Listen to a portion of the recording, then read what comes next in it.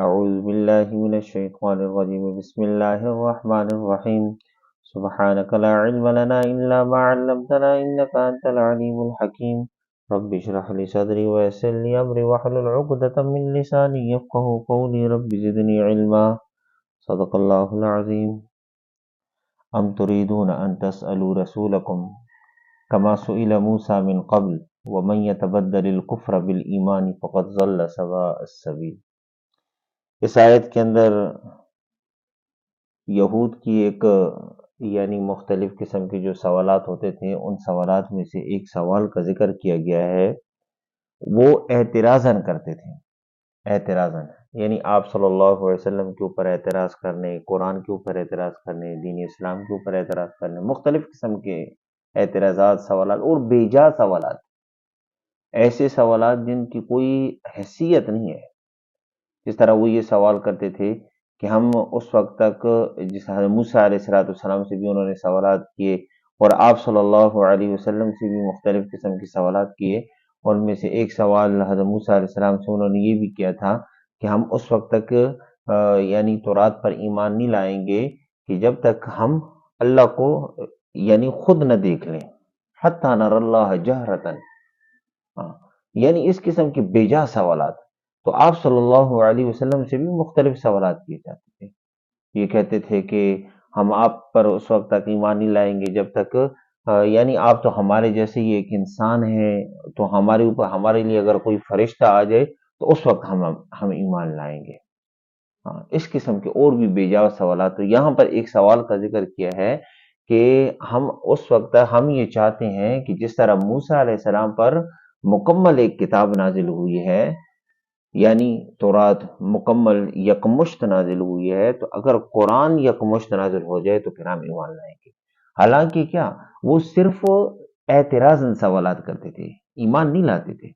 ایمان بالکل لاتے ہی نہیں تھے ایمان۔ اس لیے فرمایا کہ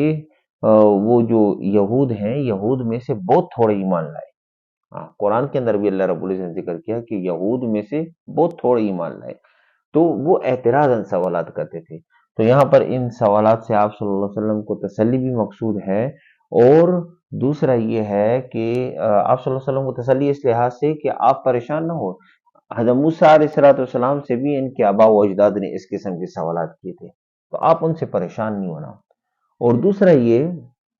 کہ مسلمانوں کو اشارتاً تنبیہ مقصود ہے کہ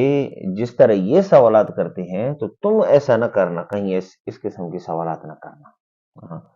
ام تريدون ان تسألوا رسولكم كما سئل موسى من قبل ومن يتبدل الكفر بالایمان فقد ضل سواء السبیل۔ اور اس لیے فرمایا جو کوئی ایمان کے بدلے کفر کو بدل دے، سو وہ سیدھے راستہ سے بدل گیا۔ یعنی ایمان، اللہ رب العزت نے ایمان کی ایک نعمت، ایک چنگاری اللہ نے عطا فرمائی، ایک دولت عطا فرمائی، لیکن اس ایمان کی دولت کے بجائے وہ کفر کو اختیار کر لیا تو وہ سیدھے راستے سے بھٹک گیا۔ اس کے بعد آگے فرمایا وَدَّ كَثِيرٌ مِّنْ أَهْلِ الْكِتَابِ لَوْ يَرُدُّونَكُم مِّن بَعْدِ إِيمَانِكُمْ كُفَّارًا۔ اکثر اہل کتاب تو اپنے حسد سے حق ظاہر ہونے کے بعد بھی یہ چاہتے ہیں کہ کسی طرح سے تمہیں ایمان لانے کے بعد پھر کفر کی طرف لوٹا دیں۔ یعنی ان کی آخر تک یہی چاہت تھی، آخر تک یہی چاہت تھی کہ آپ صلی اللہ علیہ وسلم اور آپ صلی اللہ علیہ وسلم کے ساتھ جو صحابہ ہیں، صحابہ رضی اللہ تعالیٰ، وہ کسی طریقے سے ایمان کو چھوڑ کر یعنی ہمارے دین کو اختیار کر لیں، ان کی یہی چاہت تھی۔ تو آپ صلی اللہ علیہ وسلم اور صحابہ رضی اللہ تعالیٰ کو اس آیت کے اندر تسلی بھی دی کہ اور کیا فرمائے فَاعْفُوا وَاصْفَحُوا حَتَّى يَأْتِيَ اللَّهُ بِأَمْرِهِ، سو معاف کرو اور درگزر کرو جب تک اللہ اپنا حکم بھیج دے۔ یعنی اس وقت تک ان کو کچھ بھی نہیں کہو، وہ جو کہتے ہیں بس وہ کہتے رہیں، بس ان کو معاف کرو۔ اب یہاں تک کہ اللہ اپنا امر بھیج دے، امر بھیجنے سے مقصود کیا ہے؟ یہاں پر کتابوں کے اندر لکھا ہے، علماء نے، مفسرین نے لکھا ہے، حضرت مفتی محمد شفیع صاحب رحمہ اللہ نے معارف القرآن کے اندر بھی لکھا کہ اس سے مقصود یہ ہے کہ یہاں اللہ رب العزت نے یعنی آئندہ جس وقت یہ آیت نازل اس کے بعد فرمایا آئندہ اللہ رب العزت جہاد کا حکم دے دیں، اور یا ان سے مطلب جب جہاد کا حکم ہو جائے تو پھر اس کے بعد اگر یہ یہاں پر رہنا چاہیں تو جزیہ دیں گے۔ یہاں تک اس وقت تک اللہ، جب تک اللہ اپنا حکم بھیج دے اس وقت تک ان کو معاف کرو، درگزر کرو، ان کو کچھ بھی نہیں کہو۔ آپ کیا کرو بس اس وقت، واقیم الصلاح، نماز کو قائم کرو، وآتوا الزکاۃ، اور زکوٰۃ کو ادا کرو، وما تقدموا لانفسکم من خیر تجدوه عند اللہ، اور جو بھی نیکی تم کرو گے، ان اللہ لا یضیع اجر المحسنین، اللہ رب العزت نیک لوگوں کے اجر کو ضائع نہیں کرتا، وہ نیکی آپ کے آگے پہنچ رہی ہے۔ ہاں، چھوٹی نیکی ہے، بڑی نیکی ہے، جو